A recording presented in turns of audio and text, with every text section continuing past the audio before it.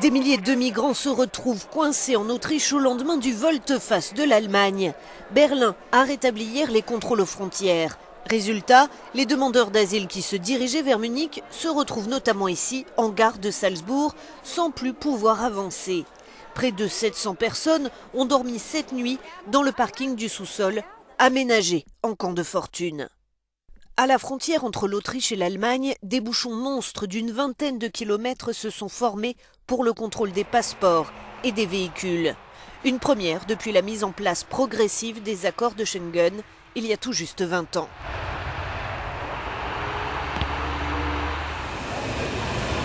Les réfugiés qui parviennent malgré tout à franchir la frontière sont orientés vers des centres d'accueil par la police et l'armée déployés en urgence pour reprendre la surveillance de ces migrants venus en grande majorité du Moyen-Orient.